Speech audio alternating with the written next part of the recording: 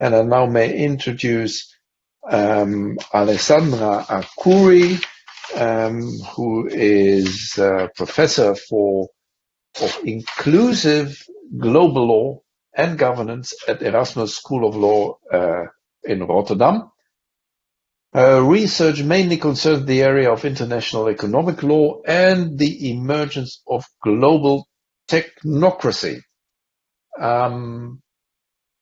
which I'm very curious to hear about. She will go deeper now, dive deeper now into the investment chapter of CETA. And the question we already tried to address a bit in the discussion before, whether this, what prospects this investment chapter brings for the green transition. The floor is yours, Alessandra. Thank you very much, Chris, for your kind introduction. Do you all hear me well? Yeah? Yes, we do. Okay, thanks. So since you introduced me, next slide, please. All right, so in the next 20 minutes, I'm going to present the main thesis that CETA Investor State Dispute Settlement System, which is articulated in the investment chapter, is a stumbling block for the green transition. And to do that, I will use three arguments. The first is focusing on the tensions between ISDS as a system and a green transition on the other. The second is by looking at some case to illustrate what type of threat CETA would pose to environmental protection. And finally, I would like to challenge the myth that CETA is an improvement. All right, so next slide, please. So let me start with this first argument. To understand why there is tension between ISDS and the green transition, we should reflect on the meaning of a green transition. And we are all aware of the fact that we face a climate and other environmental emergency. So the famous hockey stick graph that you see on the left of the slide conveys the urgency of the action needed on climate change. And the other figure that you see on the screen shows the major source of climate change, which I'm not sure whether you can read, but next to electricity and heat production, we have agriculture, which emits between 70 and 24% of CO2 emissions, transportation, buildings, and so on and so forth. So this picture gives us a sense of the areas where urgent action is needed. And this is the important point here. We need a change. This is a transition breaking up from the status quo. And the change needed will have to touch upon many areas, ranging from energy policy, we are all very well aware of that, but also regulation of agriculture, land use, transportation sector, and so on and so forth. Next slide, please. However, by contrast, ISDS is a system that tends to preserve the status quo. And this is no coincidence. This was already touched upon by Harm. It's no coincidence because ISDS has been originally designed to protect capital. It has been well illustrated in much literature, and most recently by Nicolas Perrone in his new book, Investment Treaties and Legal Imagination, that international investment law system originates in the work of groups of individuals closely connected to the business community. Two of the grandfathers of the ISDS system, as we know it today, were Herbert Abts and Lord Shawcross. The former was director of important corporations such as IG Farben and was a member of the board of directors of Deutsche Bank. And Shawcross, on his part, was also member of the board of directors of Royal Dutch Shell. The so-called Abts-Shawcross draft, which has also been labeled as the Magna Carta of international commerce, has become the template for most BIT. And in this context, it's also important to reflect on the fact that this project of establishing such system was contextual to the process of decolonization, where decolonial thinking saw foreign investors as a form of new imperialism. So the ISDS originates in an attempt to tame this process of decolonization, and this is important, and we can come back to this in our discussion. But for now, the point I want to convey, next slide, please. If you just click on the entire slide so that I can illustrate that, is that CETA reproduce the great asymmetry that was present in its modern origin. For the moderator, you have to click, it's still not complete, the slide. Basically, is this architecture, which we already discussed, where there is investors, states, and investors, still one click, are granted very strong rights, and at the same time, local communities are completely excluded from this system. The only thing that can be done in this case is an amicus curiae brief, which is really dismal. And the dispute settlement system is avulsed from democracy. So despite the improvements which are there that CETA investment chapter has brought about, it's still designing institutions, and here I quote Queen Slobodian, that is not made to liberate market, but to encase them, to inoculate capitalism against the threat of democracy. Next slide, please. Next slide, please. Yeah. So here we have our first problem. There is a fundamental tension of, on the one hand, the ISDS that aims at protecting capital and locks in the status quo. And Hans was mentioning this is not just about regulation, it's concessions, licensing, etc. It's a panoply of measures that can be enacted to protect the environment. And on the other hand, we have urgent need to move forwards and so to break free from the status quo. All right, next slide, please. Now we move to look at some cases to ask the question, would this case that have been problematic for the environment also happen under CETA? Next slide, please. And I choose one case, which is, next slide, please. That is kind of a textbook case. So it's not a case that is usually used to criticize ISDS, but it's used to praise it. And this is the old case, TechMed case. For those of you who are not familiar with the case, just a brief introduction. The case concerned the lack of a renewal of a permit to operate an hazardous waste landfill in Hermosillo in the state of Sonora, Mexico. And TechMed, a Spanish company incorporated in Mexico, acquired the landfill and a license to operate for a year. The license to operate was to be renewed yearly, but Mexico didn't renew its license. Why?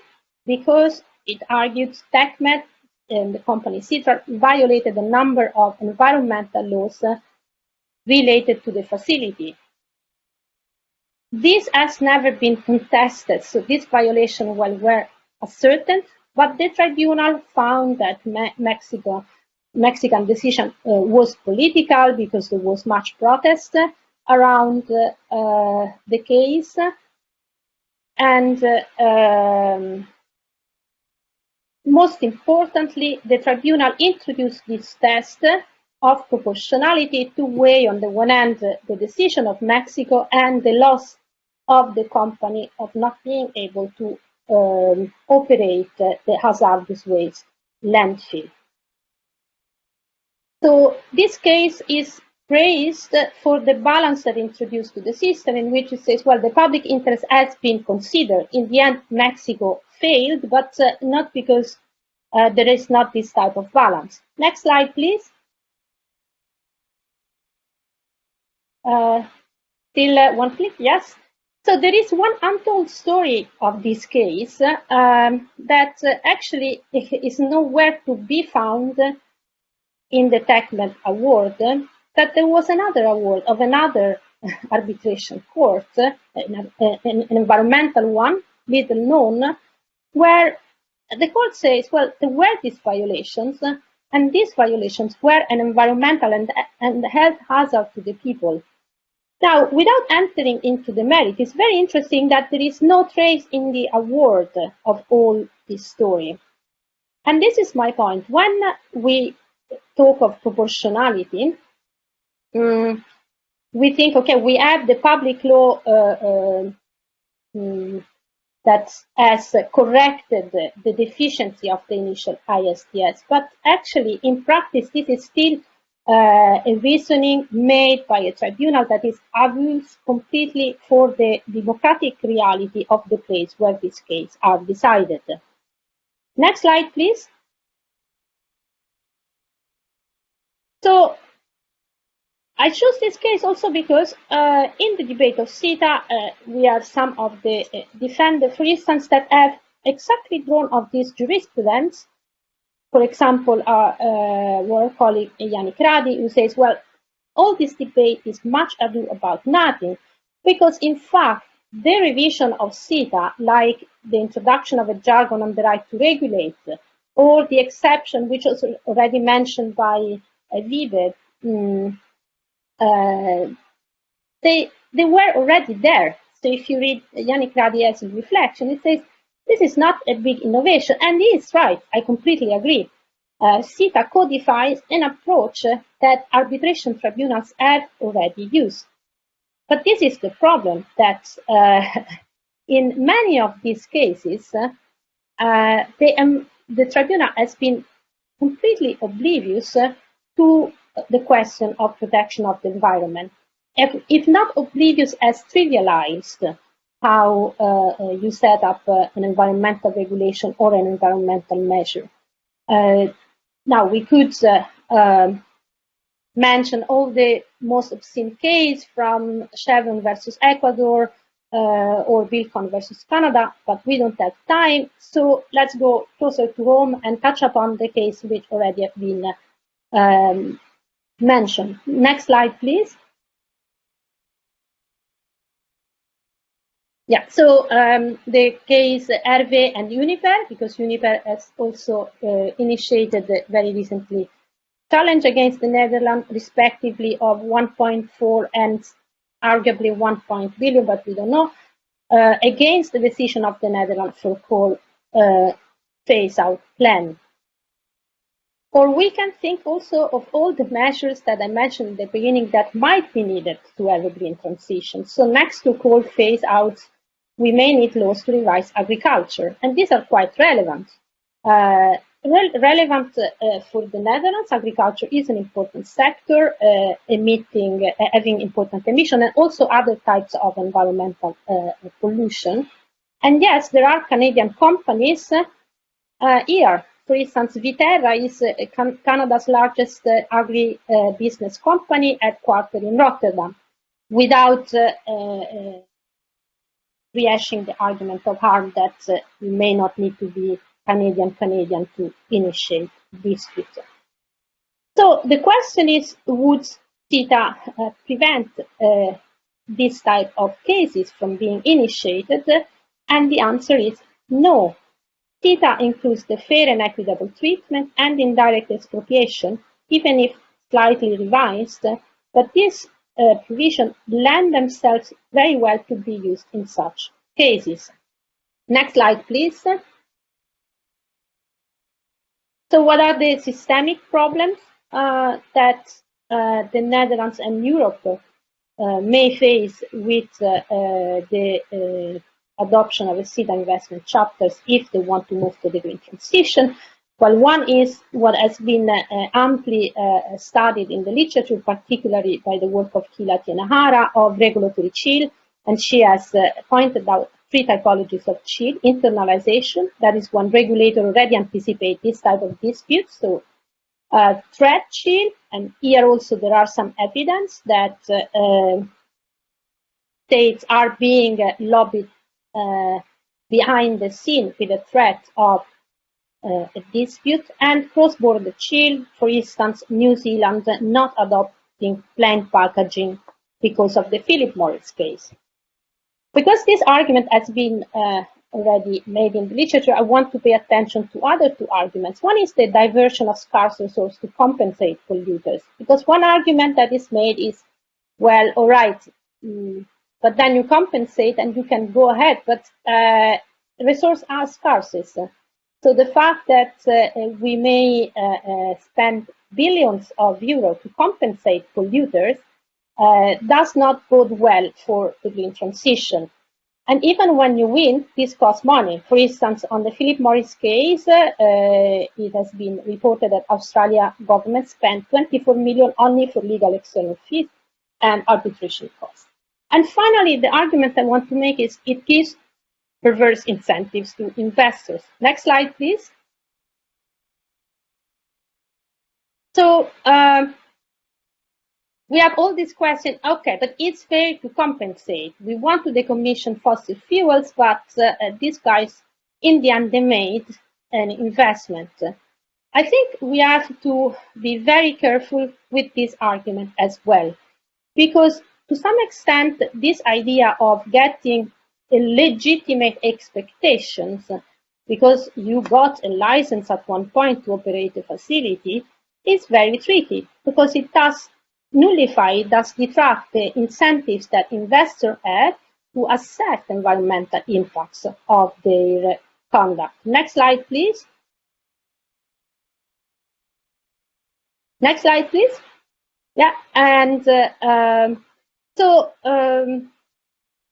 the point here being that the anchoring of justice, of what is fair compensation today, is to current market values.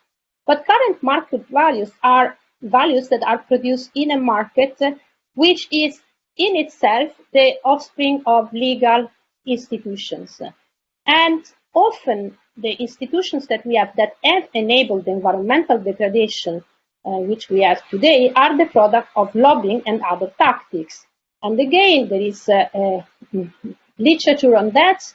Naomi Oreskes and Conway Merchants of Doubts, that from the tobacco industry to the oil industry have harassed scientists all the way down to suppress evidence and to suppress regulation, or McGarity and Wendy Wagner bending science. There is quite some literature on that. So this apparently linear argument that we have to compensate may be a perverse incentive for companies that do not exercise sufficient responsibility vis-à-vis the environment. And I'm about to conclude.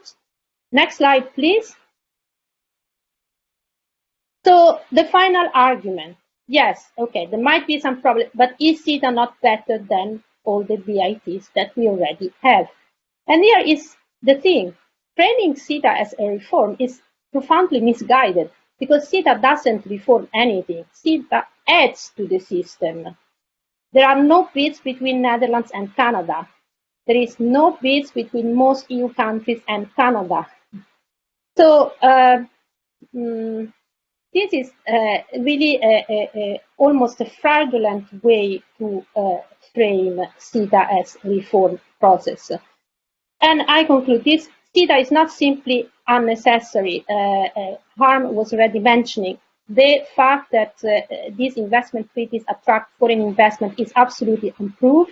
In fact, the most recent study, 2018, from the OECD shows that there is no evidence, let alone whether these FDIs bring about sustainable development. So ISDS is not simply unnecessary, it is toxic to democracy and the environment. Next slide, please. So I'll conclude with the words of Michael Mann, who is the scientist who first articulated the hockey stick graph for climate change.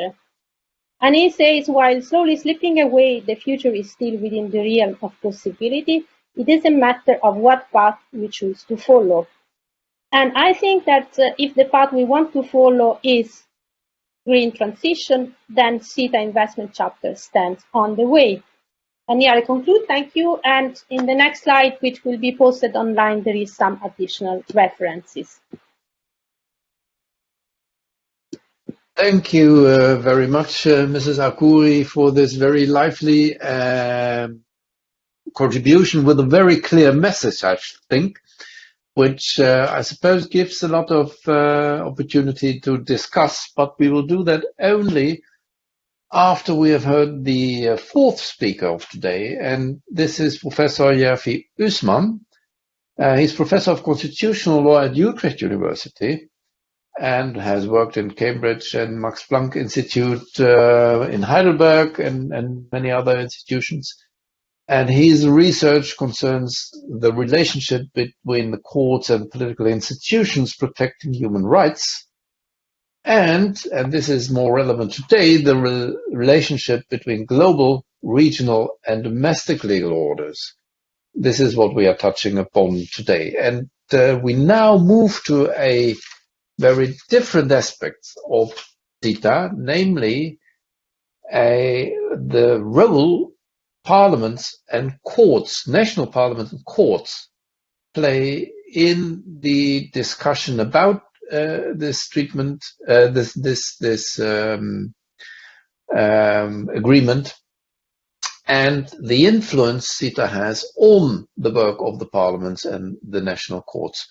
So I'm very happy to welcome you, Mr. Uzman, and I may ask Mrs. Arcuri to just mute her video. Thank you very much. The floor is yours. Thank you very much, Chris, and I'm very happy to be here. Now I wanted to try to manage my own slides, so I'm going to share them. So we tested this and it should work. No. Okay.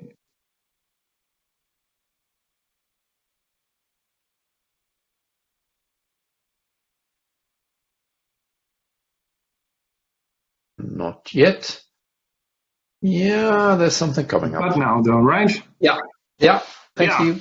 So, again, thank you very much for the opportunity of being here and participating in this very, very nice and I think very important discussion. Now, my presentation concerns is a bit different by nature because I'm going to enter into domestic constitutional law. I wanted to touch upon the constitutional aspects of CETA.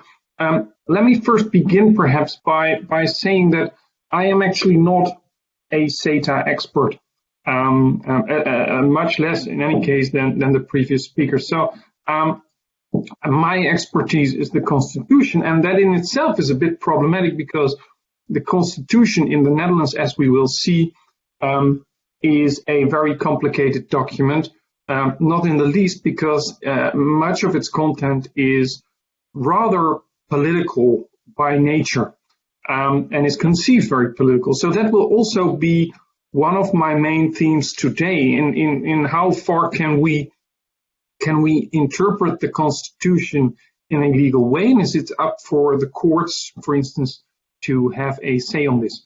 So what I wanted to do today was first discuss a bit, go into CETA and the constitutional aspect on a substantive level, and then talk about the institutional setup. So what is Parliament's role in approving the treaty, and what is the role, if any, for the courts to interfere?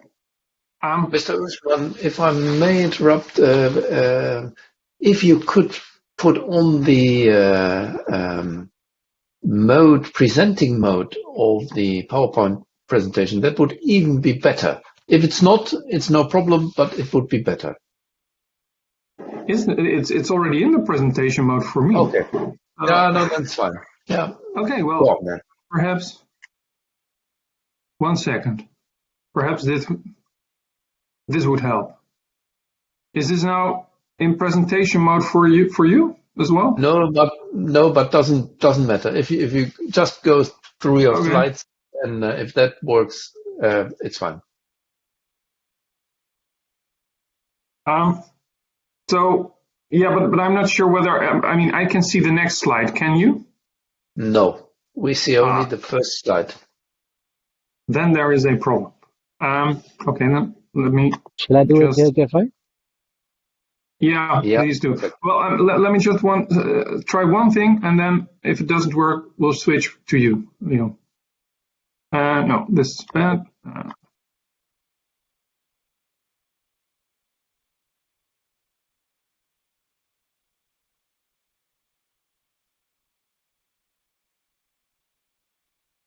Just the last second when the slides were on the screen, they worked. They started to work. Just before you. Second. Yeah, just before they disappeared. Can I just ask Leon a quick question? Changing, there was this Control Alt, right? Where you could change the scenery, right? Yeah, if you open the presentation on your desktop, put it in presentation mode. Yeah, I already did. Then click on sharing options, and then screen share, and then you have a pop-up screen, and you take the middle section with the app, and then you find the dial. Oh, but I need the short cut. So I'm now in presentation mode. Okay, Alt Tab, but it's on Windows. Sorry, it was Alt Tab. I thought it was Alt Control. Yeah. So now, one second.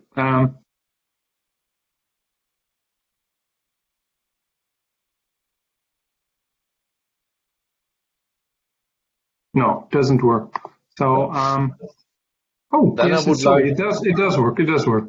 So now you see my second slide, right? My talk, the Constitution and CETA. Okay, now we're all set. So, perfect. Let me just resume my talk. So, just to introduce, there are currently many, at least a number of constitutional challenges to CETA. We had the German constitutional challenge in 2016. The Constitutional Court of France looked into it. Very recently, there was the news of a constitutional challenge in Ireland. And now, of course, the question is whether the Netherlands may perhaps join this group of countries with a constitutional challenge before the courts. Now, I think to do so now is very improbable because the parliamentary process has not finished yet, and Dutch courts are extremely reluctant to interfere with the parliamentary process while it's still going on. So we'll probably have to wait and see what the Senate does. But afterwards, well, we might see. So first of all, the question of the Constitution's relationship to CETA. Now, I think that if we look to the parliamentary process, the approval process, we have seen a number of constitutional provisions being invoked. The Freedom Party, PVV, invoked Article 81 of the Constitution, said, well, CETA might pose a challenge to legislative primacy. And the government disagreed, obviously. There was another challenge as well. The discussion has been on whether CETA interferes with the effective legal protection and an equal protection of the law. And the question with all these kinds of basically rule of law concerns is whether there are specific provisions in the Constitution safeguarding them, which we can basically use to mount a constitutional challenge. Now, this is in a sense very problematic. Why? Because the Dutch Constitution is pretty vague when it comes to protecting both legislative primacy and effective legal protection. Now, because of the time, I wanted to be very brief on whether there are whether CETA is actually unconstitutional. But I think there are a number of genuine concerns. And Harm has already been talking about that, and Alessandro as well, about asymmetry, about I think also very important, the fact that there is no requirement to exhaust domestic remedies in the ICS procedure. And the question is actually whether there is a provision in the Dutch constitution which would perhaps serve as an anchor to say, well, this is where CETA might be considered to be unconstitutional. Now, I think for legislative primacy and Article 81, that is a bit hard to establish, because Article 81, of course, well, it formally, on a very formal level, it just basically says that laws are made by Parliament and the government together. And you might read into this the fact that there is a primacy of lawmaking within the Dutch state, and it is exclusively the right to Parliament and the government. But the whole matter of engaging in treaties and the fact that treaties are of a higher status than national law is in itself can, or of course in itself, be considered a problem under legislative primacy or for legislative primacy. So given the fact that the Constitution itself acknowledges the fact that the legislature may grant powers to international organs, the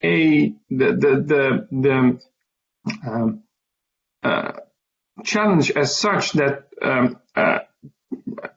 giving powers to an international organ is a problem under legislative primacy of Article 81 of the Constitution is problematic. It is possible, but it requires a political assessment how great this challenge would be to parliamentary primacy. I think the concerns as to effective legal protection are a bit more serious and a bit more specific and can be analyzed more in legal terms. So if we look to the Dutch Constitution, the first thing to note is that there is no right to effective legal protection or access to courts or anything in the Dutch Constitution yet. There are proposals to incorporate a right of access to courts and effective legal protection as a subjective right into the Constitution, but those are still proposals and they're not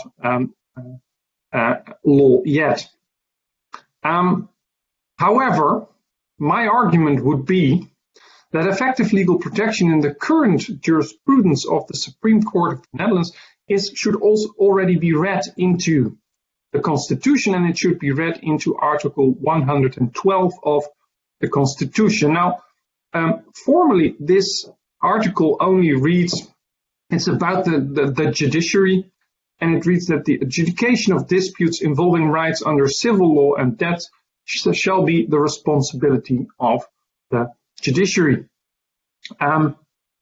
Now, you can have a very technical discussion, and those discussions have been going on, whether CETA actually would violate this article, whether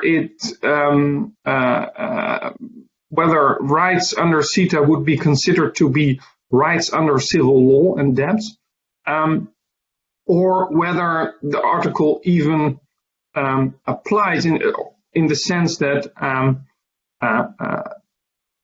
CETA does not perhaps limit the access of individuals or investors, at least, to national courts. However, I think that there is much unclarity on how to relate CETA to this article. The first question is whether it's actually true that there is a course open to the domestic judiciary with ICS in the background. The Dutch government, during the legislative debates in the second chamber, argued that CETA in itself does not create any rights or obligations under national law, and that it would not be self-executing, which basically means that Dutch courts cannot apply it. If that is the case, then there is no recourse to Dutch courts, which may perhaps not be problematic in terms of effective legal protection if you say, well, we have an international procedure. But on the other hand, that is not what is suggested by the treaty itself, which basically acknowledges the fact that there are national procedures possible as well. I think more fundamentally, if there is a more fundamental problem, which is basically that this article does not just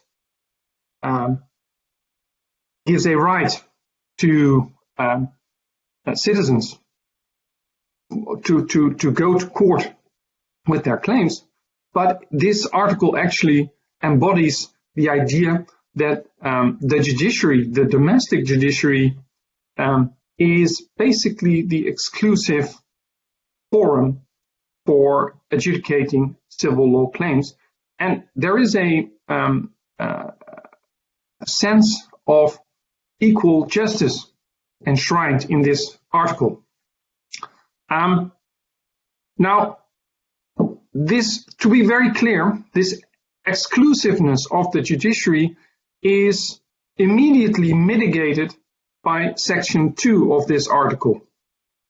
Because Section 2 says, well, yeah, but if it doesn't concern matters of civil law, then you can do something entirely else, different. And that is basically up to the legislature to say what is civil law and what is not. So in those terms, you might say, well, CETA might create certain rights under domestic law, but they're not to be considered civil law, and that is outside of the exclusive jurisdiction of the civil courts. I have a problem with such reasoning. And the problem is that this gives the legislature the right to depart from this very fundamental idea that in principle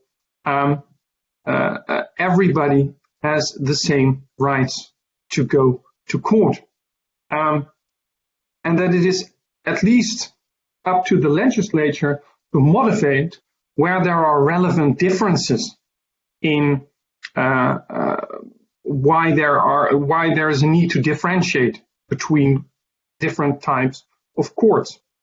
Now, if we look to CETA and more broadly to international courts, then usually what we see is that there is a classic notion of exhaustion of domestic remedies. This is a classic requirement, and this is because of the principle of subsidiarity, the idea that it is first of all up to the state to live up to its obligations under international law. And I would say that there is also this element of trying to create a basic equality on the national level for citizens to go to court. Now, obviously, this is problematic with CETA. So what I discussed right now is basically a very technical discussion on the interpretation of Article 112 of the Constitution. What does it actually mean when we are going to interpret it? However, I think a different approach is also possible. And this different approach is that we read Article 112 as a very symbolic provision. A symbolic provision protecting equal access to courts in the Netherlands. And my argument would be that this interpretation can also be read in the very famous Urgenda judgment of last year, or basically 2 years ago, where the Dutch Supreme Court read Article 112 of the Constitution in line with Article 13 of the European Convention on Human Rights, and basically stated that this article was an expression of the fundamental right to effective legal protection. Now, I think that this broad reading, symbolic reading of the Constitution very much fits the idea of a politically enforced constitution. I will be talking about that later on. But I think that the Netherlands has, to a large extent, a politically enforced constitution, and that this enables a very broad, less technocratic reading of the Constitution. Now, going back to the parliamentary process. So how does parliamentary approval work? How do we approve treaties in the Netherlands? We are currently in the process of approving CETA. It has been approved by the second chamber. It now is in the first chamber of parliament. Well, there are many ways of approving treaties, but relevant for CETA is that Article 91, Section 3 of the Constitution basically requires provisions of a treaty that conflict with the Constitution to have a two-thirds majority in each of the houses of the Parliament, States General. And the Parliamentary Approval and Publication Act, Rijkswet Goedkeuring Bekendmaking Verdragen, moreover requires that this is going to happen explicitly. So, Section 2, the legislative proposal shall expressly declare that consent has been granted by application of Article 91, Section 3. So it has to be in the proposal itself, and so ultimately also in the bill and ultimately in the law itself, that the proposal was approved by a two-thirds majority. Now this poses a duty on Parliament, on both houses and the government, to see whether a treaty is constitutional. And now we get to the tricky part, because the practice has been up until now to interpret Article 91, Section 3, so the unconstitutionality provision, very narrowly. And this very narrow interpretation was basically introduced by the Council of State, which is a very important advisory body in the legislative process.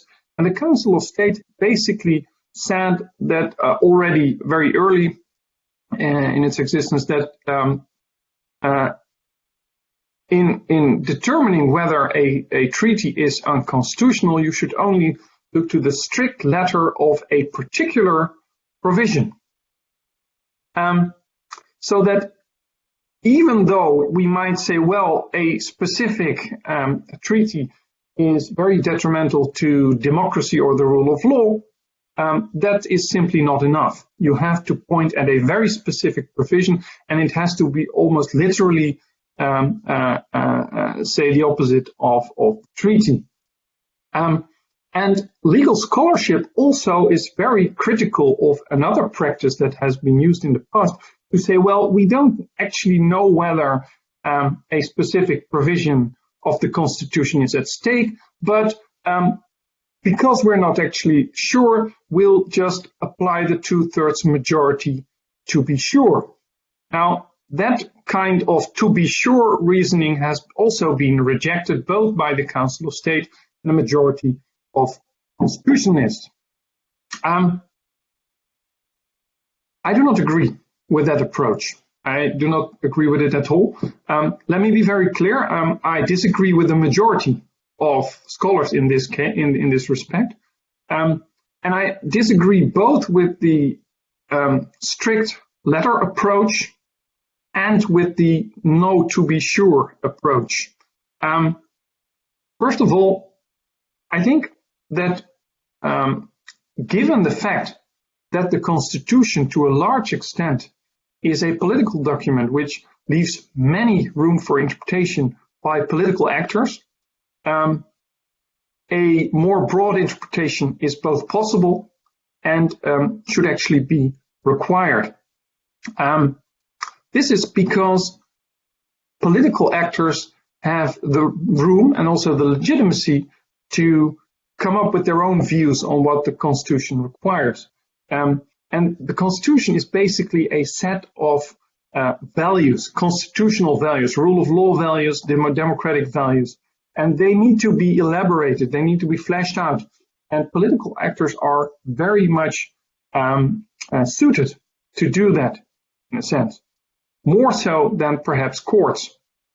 So I would say that a more interpretation is required. And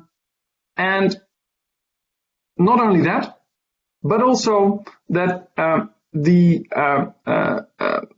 that if there is some doubt, that we have to apply the 2/3 majority rule as well. Why?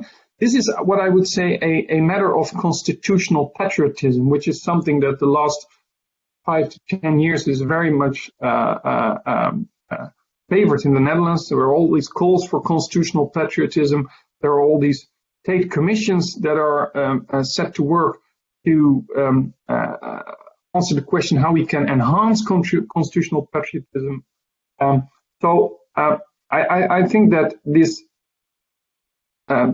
to be sure approach would fit to that.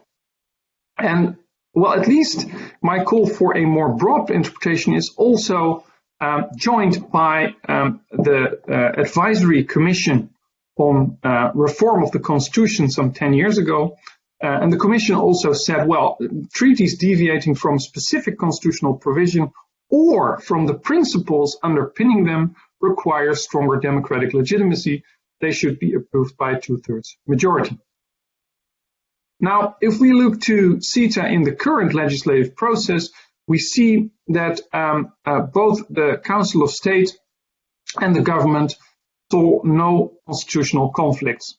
Let me just note that the Council of State only reviewed one aspect of the constitutionality of CETA, only the 112th Constitution, so basically the effective legal protection clause. And it interpreted very narrowly in the sense that it said, well, you can still go to court, so what's the big problem? Mr. Uzman, could you do this part a bit quickly and wrap up within a minute or two so that we have a bit of time for discussion still left? No problem, yeah, sure. So the government basically also said that there was no constitutional conflict, basically on the same footing. The second chamber, there was more discussion, there was an amendment to the law proposed to introduce the 2/3 majority, but a majority of the second chamber said no, there is no conflict with the Constitution. Now, this is the last slide. Would it be possible to challenge this in the courts? Well, that's a bit difficult. First of all, because I think that Article 120 of the Dutch Constitution explicitly says that the treaty as such, so not the law of approval, of consent, but the treaty as such, cannot be reviewed by the courts. And that's a very clear provision. Now, what is perhaps possible is to challenge the consent to the treaty. And then the argument would be that given the fact that CETA might be unconstitutional, a 2/3 majority has had to be applied, and it didn't really happen. Now, this on first sight might also be problematic because the Supreme Court already in the 1960s in a landmark judgment said that this ban on constitutional review also applies to the procedural requirements of the Constitution. So basically the argument that you cannot challenge the way in which the treaty or was consented to. There is, however, one final possibility, I think, and that is in another judgment in the 1980s, where the Dutch Supreme Court acknowledged the fact that it wasn't able to review a law against the Constitution, but it added some basically side notes. It added some observations, and it basically said, well, we think that it's unconstitutional, even though we are not supposed to review it. Now, I think that kind of reasoning would be possible for the courts. However, and that's the last thing I say, I think it's very hard for courts to go into these kinds of things, and that is because of the content of the Constitution. It's very vague, it's very political, it's very technical. It is a legal document, but it is politically enforced, which basically puts a very big special obligation on Parliament, a very serious duty on parliaments to seriously engage with the constitutional aspects of CETA. And when I take a view of the current debate in Parliament, mainly in the second chamber, I was a bit disappointed by those debates. Much is unclear about the treaty, and both the government and also the Council of State haven't really clarified things. So thank you very much, and that was it from my side. Thank you very much, Mr. Uzman, for your talk, which touched upon very other aspects of the CETA treaty, but aspects which are not only discussed in the Netherlands, but also in other countries, where the two-thirds majority is needed, for example. We now have, well, officially we have only 2 minutes, but I want to extend this a bit with another 5 minutes, if you allow me, and if you don't allow, you simply disappear, for some questions. I will pick up 2 of them first, which relate